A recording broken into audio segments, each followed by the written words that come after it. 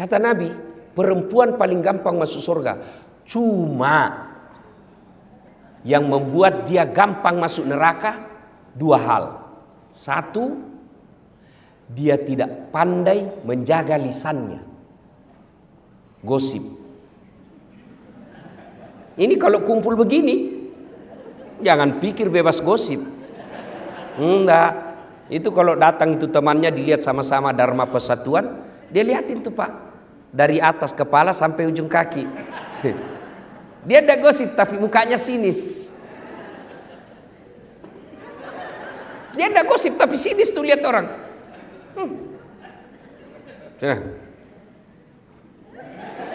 Kenapa? Kayak umbul-umbul. Ya toh Ibu? Maka perempuan kalau dia mampu menahan lisannya, sudah nonton jangan lupa like and share. Insya Allah gampang masuk surga. Tapi sayang seribu sayang, setan tahu rahasia ini.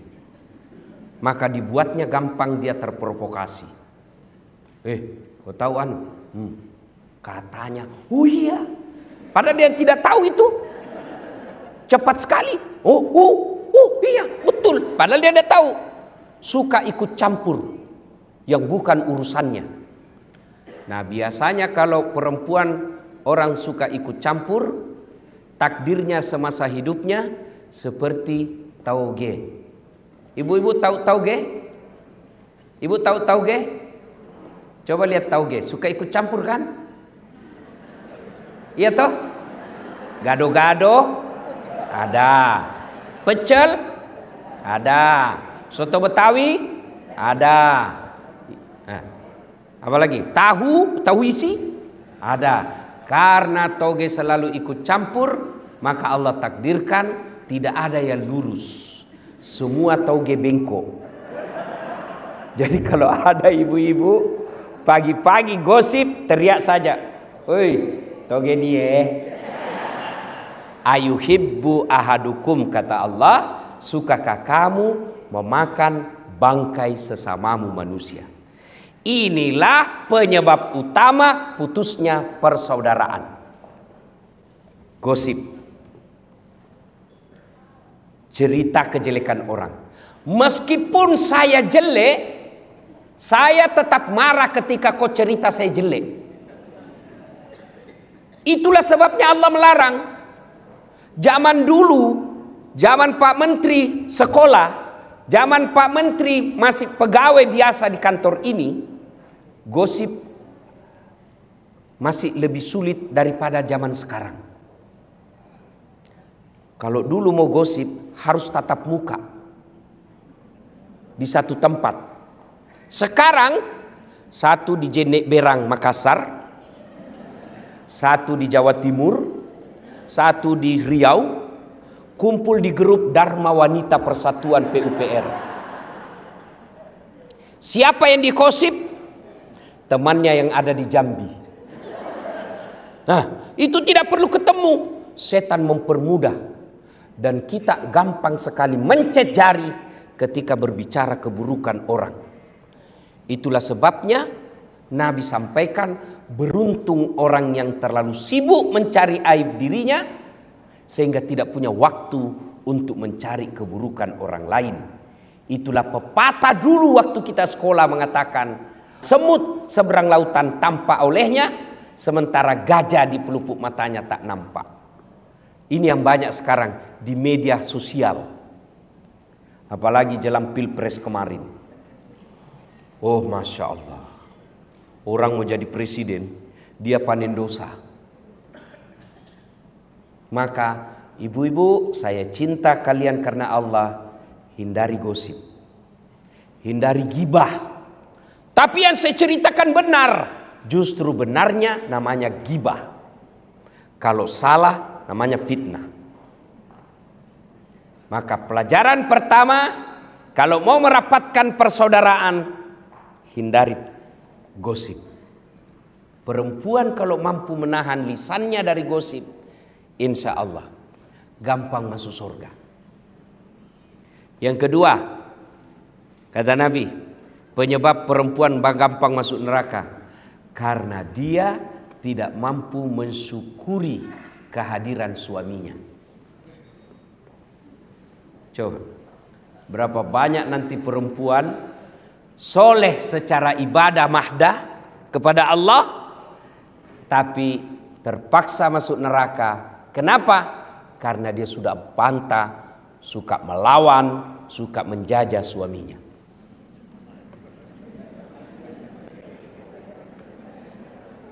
Ya Ibu? Ya? Halo Ibu? Mau gampang masuk surga? Mau Ibu? Mau? Kata Nabi, minta ridha suami.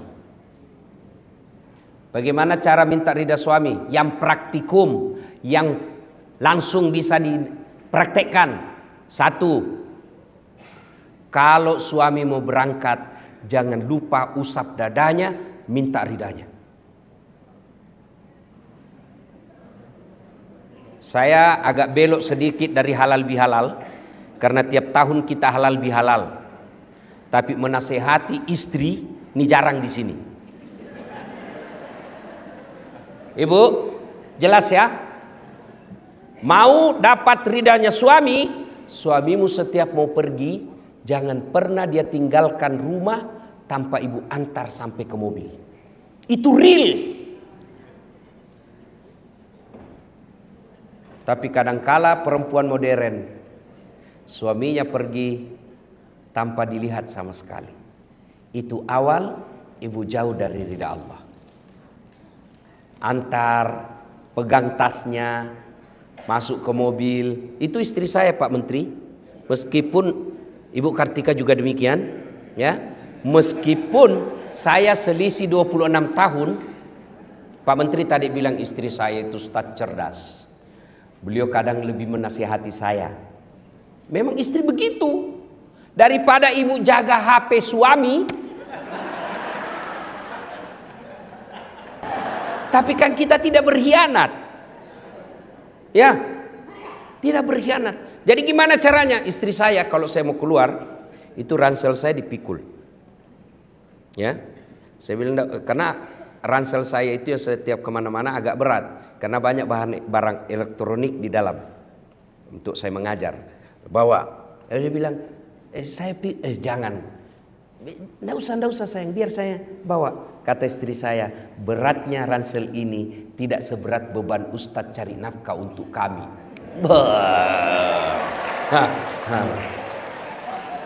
Bagaimana Pak Irjen pernah rasakan seperti itu Pak? Coba kalau ibu setiap hari begitu, biar perempuan mana yang goda suami, dia tidak akan tergoda. Kenapa? Ada bidadari di rumahnya. Begitu saya naik mobil Bu, tidak pernah istri saya tutup mobil sebelum dia cium tangan saya. 3 kali. Sudah cukup tidak? Dicium lagi nih. Cium lagi ini, satu lagi. Ini lagi kiri. Ini agak lama.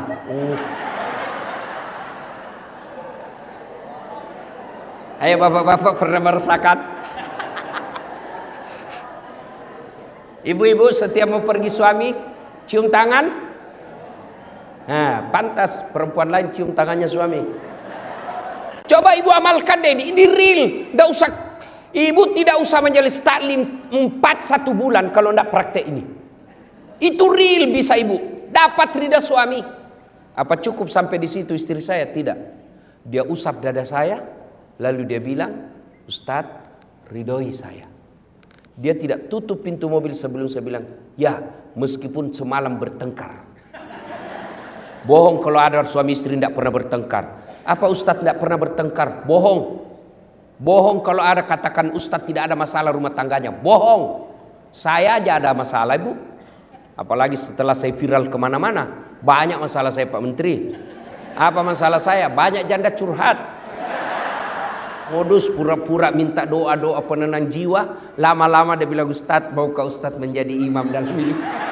Saya bilang mohon maaf ibu, saya bukan imam, saya penceramah. Jelas ya ibu, real. Yang kedua, ibu sebagai istri pejabat ataupun bukan pejabat, ketika suami pergi, bantu suami cari nafkah. Bagaimana bantu sama cari nafkah? Ibu tidak usah dagang kiri kanan keluar rumah, nanti difitnah orang. Real bukan pekerjaan yang mendatangkan rezeki. Kalau pekerjaan yang mendatangkan rezeki, semua orang yang sama pekerjaan tupoksinya mestinya sama uangnya. Tapi menurut keyakinan kita orang Islam, yang mendatangkan rezeki al-waqi'ah, kemudian duha, kemudian sedekah dan silaturahmi. Jadi ibu kalau mau bantu suami cari nafkah, sholat duha. Suami pergi, anak sudah pergi sekolah, jam 8, ibu ambil wudhu, sholat duha 2 rakaat. Ada waktu, tambah 4. Masih cukup, 6. Masih luang, 8 rakaat. Bagaimana caranya? Sama sholat sunnah yang biasa, cuma bedanya niat. Tahajud niatnya tahajud, waktunya malam hari. Sholat duha niatnya duha, waktunya pagi hari. Jangan juga ibu sholat duha malam hari. Saya sudah sholat duha Ustaz, tadi malam. Aduh, malam hari dia sholat duha. Sholat duha pagi hari. Sudah sholat duha, ibu minta doa. Ya Allah, Engkau yang ngatur rezeki suami saya di PUPR. Kalau rezekinya masih di atas langit, turunkan. Itu orang doa minta rezeki, Allah dipaksa loh bu. Kalau di atas langit, turunkan. Kalau dalam tanah, munculkan. Kalau masih sedikit, cukupkan. Kalau masih jauh, dekatkan. Itu doa minta rezeki. Dan yang paling penting, berkahkan. Sudah itu, ibu ambil HP. Telepon, bang, gimana kabar? Alhamdulillah baru tiba di kantor. Ya bang, jangan menghalalkan segala cara. Baru saja saya doakan dalam sholat duhaku. Insya Allah, Allah akan bukakan rezekimu. Salam sayang selalu dari istrimu di rumah. Itu langsung dikasih lihat itu semua temannya di kantor. Ini istri saya. Ibu pernah WhatsApp begitu? Real, cari ridha Allah, bantu suami cari nafkah, sholat duha. Kalau ini ibu lakukan, insya Allah suami tidak akan macam-macam. Cuma yang kadang-kala masuk WhatsApp, bang, jangan lupa singgah beli gas. Bang, jangan lupa singgah beli ikan. Salah? Tidak. Tapi sertakan juga mengingatkan suami untuk ibadah. Itu istri yang soleh. Masuk waktu sholat. Bang, sudah duhur ini bang. Sudah sholat enggak? Belum. Sudahlah, tinggalkan dulu pekerjaan. Itu pekerjaan bisa dikerja. Sholat tidak bisa kau tunda. Ayo sholat. Itulah istri yang dapat ridha dari suaminya. Kemudian pulang suami, semestinya istri yang soleha kata Nabi, pulang suaminya menyenangkan hati ketika dipandang wajahnya. Nah, tanyalah bapak-bapak, senang tidak mandang ibu ketika di rumah? Bagaimana istri yang soleha menyenangkan hati dipandang suaminya? Jadi kalau ibu tahu suami pulang pukul 5 petang, sudah kira-kira 15 menit sebelum pukul 5 ibu dandan. Warna apa dia senang suami? Dia senang warna coklat, pakai warna coklat. Tapi saya tidak senang. Ibu mengalah karena menyenangkan suami, itu ridha Allah. Kalau perlu pakai baju renang.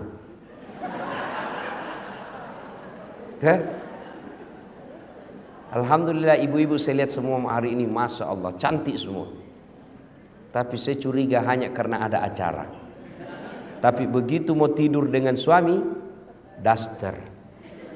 Ada pula itu bedak yang putih di sini penuh, baru dikasih timun.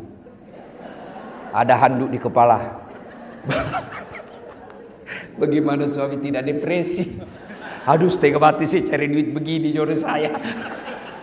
Maka istri yang baik menyenangkan hati ketika dipandang wajahnya. Yang kedua kata Nabi, ketika suamimu ada di rumah, maka buat dia tenang dan betah di rumah. Mohon maaf ibu ya, saya sengaja tema ini bahas karena ini acaranya Dharma Wanita Persatuan. Supaya ada bekas kita bawa pulang untuk ini bu. Dunia sementara. Pak Basuki menteri sekarang, tinggal beberapa saat akan ditinggal. Tapi menjadi suami, menjadi istri, itu bisa sampai akhirat. Dan ibu tahu makna dari doa fid dunya hasanah. Kebahagiaan di dunia, keselamatan di dunia menurut para ahli tafsir menafsirkan ayat ini yang disebut kebahagiaan di dunia punya istri yang soleha. Bapak bisa bayangkan bagaimana kalau istri kita intimidasi. Mana bisa kita tenang? Baru kita sampai 10 menit di telepon. Di mana kau? Di mana kau? Di kantor. Bohong. Coba lihat video call. Mana bisa kita tenang, Pak? Saya yakin Ibu Menteri, Pak Menteri, Pak Basuki bisa hebat seperti sekarang karena punya istri Ibu Kartika. Mana bisa kita jago kalau diteror sama istri? Coba, saya mau ceramah di sini, 10 menit sebelum saya tampil, istri saya mamanya cek WhatsApp. Pulang kau cepat, pulang kau cepat. Mana bisa lagi saya tenang? Kenapa kau suruh pulang? Anakmu kesetrum. Itulah tugas istri. Maka kalau mau punya penghasilan suamimu baik, buat hatinya tenang. Kenapa? Karena penghasilan suamimu akan kembali ke istri. Dan jangan buat suamimu memilih pilihan yang tidak bisa dipilih. Mana? Karena ada perempuan itu kadang ngomong, ibumu terus, ibumu terus. Pilih ibumu atau saya istrimu. Mana bisa kita pilih? Itu yang orang Bugis bilang, ajak musuri lakemu toe sikuna. Jangan kau suruh suamimu gigit sikunya. Ayo, ibu gigit siku. Yang bisa saya kasih umroh 10 kali. Coba gigit itu sikumu. Mana bisa? Itulah yang disebut jangan posisikan suamimu pada pilihan yang tidak bisa dipilih. Pilih kok, mamamu atau saya istrimu. Itu pilihan beleng-beleng gitu. Ibu, kan ada itu biasa istri ngomong begitu. Bu, yang suka ngomong begini. Ibu, tolong jawab ibu. Siapa yang mengandung suami ibu? Mamanya. Siapa yang melahirkan? Ibunya. Siapa yang membesarkannya? Siapa yang mendidiknya? Sekarang siapa yang terima gajinya? Jawab ini bu, jawab. Istrinya. Maka pantas ketika Nabi sampaikan, ridha Allah ada pada ridha suamimu. Maka istri yang soleha membuat suami betah di rumah. Itu real. Tidak usah baca kitab kiri kanan. Real itu. Itu kesimpulannya semua kitab. Ibu, sekali-kali pikir tuh, susahnya itu jadi suami. Di jalan macet. Di kantor dimarah-marahi Pak Dirjen. Dimaki-maki, memang kau goblok. Selalu siap salah Pak. Masuk warung kopi dikejar tagihan. Ya kan? Sampai di rumah dimaki-maki lagi sama istri. Memang kau goblok, kenapa kau tidak lawan? Mau dilawan dan dia dirjen.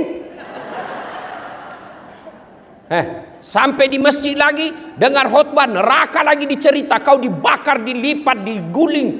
Mana enak jadi suami kita? Sampai di rumah dimaki-maki lagi, hilang kita punya harga diri. Dan itu perempuan salah satu kelebihannya ahli sejarah.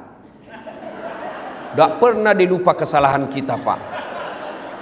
Sudah 5 tahun yang lalu ada kesalahannya, dijelaskan kesalahannya, dia berusaha menjawab kesalahannya itu, belok, nyambung lagi 5 tahun yang lalu. Itulah perempuan ahli sejarah. Maka istri saya berkata, karena kami perempuan ahli sejarah, tolong kau suami jangan bikin sejarah. Top. Ya, nah ibu-ibu yang saya muliakan, muliakan suami. Kadang-kala kita sakit, kadang-kala kita cemburu. Tapi jangan sakit dan cemburu itu yang baru beberapa saat melupakan kebaikan suami yang sudah puluhan tahun. Kalau ini yang kita lakukan disebut innallaha yuhibbul muhsinin. Allah mencintai orang-orang yang bukan saja memaafkan suaminya, tapi juga membalas dengan kebaikan. Itu esensi dari halal bihalal. Memaafkan, bukan sekedar memaafkan, tapi juga dia berbuat baik kepada orang yang menyakitinya. Ibu bapak saudara-saudara sekalian, suatu kali Nabi lagi duduk-duduk dalam masjid. Tiba-tiba Nabi bersabda, sebentar lagi akan muncul penghuni surga. Datang dan semua orang melihat, apa kelebihannya ini orang? Kalau dilihat dia masyarakat tidak terkenal, ibadahnya juga tidak istimewa. Lalu Abdullah penasaran, dia mau tahu apa amalnya ini sehingga Nabi jamin masuk surga. Maka dia datanglah ke rumahnya dan berkata, Assalamualaikum Tuan. Waalaikumsalam. Bolehkah saya menginap di rumahmu? Oke, nginap. Abdullah malam bangun sholat tahajud. Yang dijamin masuk surga yang punya rumah, dia cuma tidur. Pagi hari Abdullah bin Umar sholat duha, ini cuma duduk. Sore hari Abdullah tadarus, ini orang cuma lihat-lihatin. Hari 2, 3 begitu. Abdullah kemudian berkata dalam hati, sepertinya lebih banyak amalku dari ini orang. Dan dia terus terang, Tuan, saya mau tahu apa keamalanmu sehingga Nabi jamin kau masuk surga. Dan itu 3 kali Nabi ucapkan. Kata dia, tidak ada, kau lihat amalmu lebih banyak dari saya. Kau sholat malam, saya tidur. Lalu Abdullah berkata, baiklah kalau begitu saya pamit pulang. Belum jauh dipanggil. Abdullah, ta'al, sini dulu. Apa gerangan? Ada yang saya lupa. Apa itu? Saya setiap malam sebelum saya tidur, saya berdoa kepada Allah, ya Allah, ampuni orang yang menyakitiku dan bersalah kepadaku hari ini, karena aku telah memaafkan mereka sebelum saya tidur. Lalu Abdullah berkata, Allahu Akbar. Itulah yang membuatmu gampang masuk surga. Ternyata orang yang ibadahnya sederhana tapi tidak punya sifat pendendam jauh lebih gampang masuk surga. Orang yang banyak ibadahnya tapi dendam dia bawa sampai mati. Inilah makna halal bihalal, memaafkan. Nah sekarang bagaimana cara kalau sudah terlanjur? Kemarin Pilpres 01, 02, 03. Sekarang tidak ada lagi 01, 02, 03. Sekarang 00. Mari kita tinggalkan semua itu. Namanya pesta demokrasi. Pasti ada kalah, pasti ada menang. Dan kalau menang, ya dia punya tanggung jawab menjalankan. Kalau dia kalah, kalau dia bersabar, dia dapat pahala sabar.